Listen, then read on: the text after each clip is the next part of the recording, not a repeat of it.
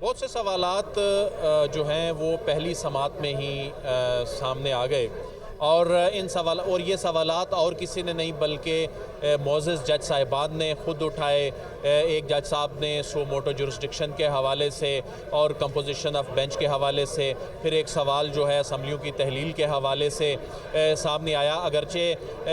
ان جو سوالات کے جوابات جو ہیں وہ جو فری کینڈ جنہیں نوٹسز جاری کر دیے گئے ہیں ان کی جانب سے لیے جائیں گے۔ کچھ جج صاحبان کی جانب سے بھی کچھ سوالوں کے جواب دیے گئے۔ عامر سعید عباسی ہمارے نمائندہ خصوصی جو کمرہ عدالت نمبر 1 میں موجود تھے، ان سے بھی بات کرتے ہیں کہ کمرہ عدالت کا ماحول کیا تھا۔ عامر سعید عباسی صاحب بہت شکریہ۔ کمرہ عدالت میں آپ پریس گیلری میں بیٹھ کے 9 جج صاحبان اور سامنے جو فری کین روسٹم پر موجود تھے، جتنے نوٹسز جاری کر دیے گئے، اگرچہ یہ معاملہ عدالت تو جلد کنکلوڈ کرنا چاہتی ہے، لیکن جتنے نوٹسز جاری کر دیے گئے ہیں عدالت یہ کہہ رہی ہے کہ سب کو سنا جائے گا، تو یہ معاملہ تو طویل ہوتا نظر آ رہا ہے۔ تھینک یو رائی صاحب۔ ایک تو غیر معمولی سماعت تھی، کیونکہ پہلے ہی جب بینچ نے 2 بجے کا وقت مقرر کیا تھا اور 23 منٹ کی تاخیر کے بعد اس بینچ نے سماعت شروع کی، اور اس کے بعد 2 جو ججز ہیں، سینئر ججز ہیں، ان کی طرف سے اعتراضات بھی اور انہوں نے اپنے پوائنٹس بھی بینچ کے سامنے رکھے۔ تاہم اس کے بعد جب عدالت نے کہا کہ ہم اس کو کسی بھی صورت نظر انداز نہیں کر سکتے کہ شہریوں کے بنیادی حقوق سلب ہو رہے ہوں یا ان میں ڈیلے کیا جا رہا ہو ان کو ان کا آئینی حق دینے میں، سو عدالت کسی بھی طریقے سے اس کی اجازت نہیں دے گی۔ لہٰذا سپریم کورٹ نے کہا کہ ہمارے پاس کوئی آپشن نہیں بچا تھا کہ ہم اس کے اوپر از خود نوٹس لیتے۔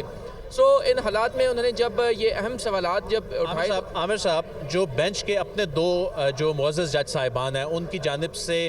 اعتراضات اٹھانا، اس کی کتنی اہمیت آپ سمجھتے ہیں؟ اس وقت باڈی لینگویج کیا تھی؟ اس وقت جو روسٹم پہ موجود لوگ تھے جب جج صاحبان کی جانب سے خود یہ اعتراضات اٹھائے گئے، اور ان اعتراضات کو کہاں آپ منطقی انجام تک پہنچتا دیکھ رہے ہیں؟ رائی صاحب، بہت غیر معمولی صورتحال تھی اس وقت جب جسٹس جمال خان مندوخیل نے کہا کہ میں ایک نوٹ پڑھنا چاہتا ہوں، اور اس نوٹ میں انہوں نے جو باتیں اس سے پہلے میڈیا یا سوشل میڈیا پر ہوتی تھی وہ پہلی مرتبہ ہم نے دیکھا کہ وہ بینچ میں ہوئی اور کورٹ روم نمبر 1 میں ہوئی، اور وہ تھی ججز صاحبان، ایک فاضل جج صاحب اور سپریم کورٹ کے جو بار کے صدر ہیں عابد زبیری، ان کے درمیان ہونے والی گفتگو جو لیک ہوئی وہ پہلی مرتبہ کورٹ روم نمبر 1 میں اس کا ذکر ہوا، اور ایک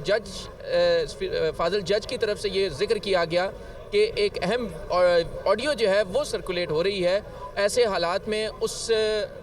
فاضل جج صاحب کی طرف سے کیس کو سننا اور پھر غیر معمولی طریقے سے اس مقدمے کو چیف جسٹس کو بھجوانا فار سو موٹو نوٹس، یہ انہوں نے کہا کہ مجھے یہ لگتا ہے کہ یہ ایک غیر ضروری عمل تھا، یہ نہیں ہونا چاہیے تھا، اور لہٰذا اس سے پورے جو سو موٹو کی ایک حساسیت ہے وہ کوشچن ہو رہی ہے۔ تاہم چیف جسٹس نے ان کے اس اعتراض کو نظر انداز کیا اور انہوں نے کہا کہ ہم آپ کے اعتراض کو نوٹ ڈاؤن ضرور کریں گے۔ صاحب، ابھی تو اعتراضات متعلقہ فری کین کی جانب سے آنے ہیں، آپ نے رپورٹ بھی کیا، بار کی جانب سے، پاکستان بار کی جانب سے بڑا سخت اعلامیہ جاری کیا گیا، وہ فری کین بھی ہیں، اس میں فری کین کو نوٹس جاری ہوا، تو عدالت نے ان سوالات کے جو 3 سوالات کے جواب تلاش کرنے ہیں، اس سے پہلے تو نیا پنڈورا باکس بھی کھلتا نظر آ رہا ہے۔ جی بالکل، میں عرض کر رہا تھا کہ دیکھیں کورٹ روم میں پہلی مرتبہ یہ ہوا کہ ان آڈیوز کا ذکر ہوا اور ان آڈیوز کے اوپر بڑی کھل کر بات کی جسٹس جمال خان مندوخیل نے۔ سو یہ سلسلہ رکے گا نہیں، اس کے اوپر جب فریقین بات کریں گے، جب وہ اعتراضات کریں گے تو ظاہری بات ہے بینچ پہ بیٹھے وہ ججز صاحبان جن کے اوپر اعتراضات ہو رہے ہیں وہ کیسے ان الزامات کا یا ان شکایات کا سامنا کریں گے۔ خیر، اس میں اہم بات یہ ہے کہ عدالت یہ چاہتی تھی کہ ہم بہت زیادہ فریقین کو نہ بلائیں، تاہم اٹارنی جنرل کی طرف سے کہا گیا کہ کیونکہ یہ پولیٹیکل پارٹیز کا رائٹس کا آپ معاملہ ڈیسائیڈ کرنے جا رہے ہیں، ان کو سنے بغیر آپ اس کا فیصلہ نہیں کر سکیں گے، لہٰذا تمام سیاسی جماعتوں کو بھی نوٹسز جاری کیے جائیں، جس میں فیصلہ کیا گیا کہ جو پارلیمنٹ کا حصہ سیاسی جماعتیں ہیں ان کو نوٹسز جاری کیے جائیں گے۔ اور اس کے علاوہ جو اہم بات یہ ہے کہ دیکھیے جب تمام فریقین آئیں گے بات ہوگی تو یہ اتنا جلدی ڈیسائیڈ ہونے والا معاملہ اب نہیں لگتا، کیونکہ اب اس کے اوپر تفصیلی بات ہوگی، آلدو کہ چیف جسٹس آف پاکستان یہ چاہتے تھے کہ جلد سے جلد اس کو کنکلوڈ کر دیا جائے۔ انہوں نے آج سماعت ختم کرتے ہوئے بھی کہا کہ آپ ایک اسکیلیٹن اسکیچ ہمیں بتا دیں گے کہ کیسے آپ کے آرگومنٹس ہوں گے اور تمام فریقین آ جائیں گے. آلدو کہ جسٹس منیب اختر نے یہ کہا کہ ہم یہ سمجھتے ہیں کہ اگر حکومت کی نمائندگی اٹارنی جنرل کر دیں گے تو شاید یہ معاملہ جلدی حل ہو جائے. تاہم اٹارنی جنرل کی طرف سے کہا گیا کہ میں صرف لیگل کوسچنز کے اوپر آرگومنٹس دوں گا, تاہم جو پولیٹیکل کوسچنز ہیں یا پولیٹیکل ایشوز ہیں ان کے اوپر میں دلائل نہیں دے سکوں گا. اس کے لیے سیاسی جماعتوں کو نوٹس جاری یعنی اٹارنی جنرل نے یہ طے کر لیا کہ وہ بینچ اور بار کا جو ایک رشتہ ہوتا ہے اس معاملے میں جو پولیٹیکل فریق ہیں وہ اس لڑائی میں نہیں پڑنا چاہتے, وہ صرف آئینی اور قانونی سوالات کی حد تک محدود رہیں گے. تو اب یہ عدالت تو کہہ رہی تھی ہم پیر سے تفصیلی سماعت کریں گے, تو کل تک اس کو ملتوی کیا گیا ہے, تو اب یہ تفصیلی سماعت کل سے ہی شروع ہو جائے گی؟ جی, کل سے ہی سماعت شروع ہو جائے گی اور کل ایک ٹائم فریم بنا لیا جائے گا اور ایک ایسا طریقہ کار بنا لیا جائے گا کہ کیسے کس کس نے کب کب دلائل کرنا ہے. اور اگر کوشش کورٹ کی یہ ہے کہ اگر کچھ فریقین تحریری طور پر اپنے دلائل دے دیں تو اس کے لیے کورٹ نے کہا کہ ہم ویلکم کریں گے کہ اگر تحریری طور پر ہمیں دلائل دے دیے جائیں تاکہ جلد سے جلد یہ معاملہ نمٹا دیا جائے. کیونکہ چیف جسٹس آف پاکستان بار بار یہ کہہ رہے تھے کہ یہ time is running,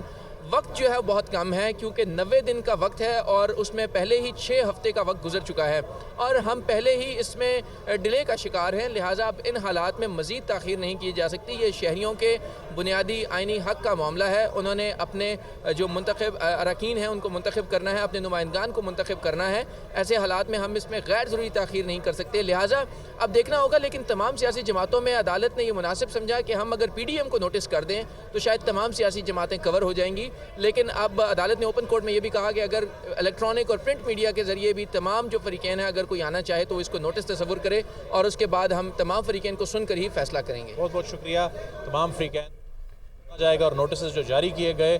in notices کو کہا گیا ہے کہ فارمل نوٹسز کی بجائے اگر پرنٹ اور الیکٹرانک میڈیا سے بھی ان تک یہ اطلاع پہنچے تو عدیل عامر کو اگر آپ ساتھ ہی رکھیں تو ایک سوال میں پوچھنا چاہتا ہوں, اگر پاسبل ہو سکے تو عامر سے ہی اس کا جواب دے لیں چونکہ عامر اس بیٹ کو کور کر رہے ہیں اور ان کی ایکسپرٹیز بھی ہیں اس میں. جس طرح از خود نوٹس کی بات ہوئی اور آپ نے بھی کہا کہ نیا پنڈورا باکس کھل جائے گا, تو جج صاحب کا مندوخیل صاحب کا یہ کس حد تک جو نقطہ نظر ہے وہ ویلڈ ہے کہ از خود نوٹس نہیں لینا چاہیے تھا, کیونکہ یہ تو چیف جسٹس کا اپنا استحقاق ہے, وہ اگر چاہیں کسی چیز پر انہیں از خود نوٹس لینا ہے یا نہیں لینا. اور اس حوالے سے عدیل وڑائچ اور عامر سعید عباسی ہمارے ساتھ موجود تھے اور عامر سعید عباسی اپنا تجزیہ بھی دے رہے تھے اور آج کمرہ نمبر 1 میں جتنی بھی عدالتی کارروائی ہوئی اس کا احوال بھی ہمیں بتا رہے تھے. سپریم کورٹ میں سماعت کے آغاز پر عدالت نے کہا کہ اسمبلیاں تحلیل ہونے کے بعد انتخابات کی تاریخ دینے کا اختیار وضاحت طلب ہے, جبکہ پنجاب اور کے پی اسمبلیاں 14 اور 17 جنوری کو تحلیل ہوئیں. آرٹیکل 224(2) کے تحت انتخابات اسمبلی کی تحلیل سے 90 دنوں میں ہونے ہوتے ہیں اور آرٹیکل 224 ایک ٹائم فریم دیتا ہے. سپریم کورٹ نے اس کو نوٹس میں 3 سوالات اٹھائے ہیں. پہلا سوال یہ ہے کہ اسمبلی تحلیل ہونے پر الیکشن کی تاریخ دینا کس کی ذمہ داری ہے. دوسرا سوال یہ ہے کہ انتخابات کی تاریخ دینے کا آئینی اختیار کب اور کیسے استعمال کرنا ہے, جبکہ تیسرا سوال یہ ہے کہ عام انتخابات کے حوالے سے وفاق اور صوبوں کی ذمہ داری کیا ہے. اور عدالت نے از خود نوٹس سی سی پی او غلام محمود ڈوگر ٹرانسفر کیس میں جسٹس اعجاز الحسن اور جسٹس مظاہر نقوی کے نوٹ پر لیا ہے, جبکہ سماعت میں عدالت نے کہا کہ سپریم کورٹ آئین کی خلاف ورزی برداشت نہیں کرے گی, چاہتے ہیں انتخابات آئین کے مطابق ہوں. چیف جسٹس نے کہا کہ عدالت نے 3 معاملات کو سننا ہے. صدر پاکستان نے الیکشن کی تاریخ کا اعلان کیا. آرٹیکل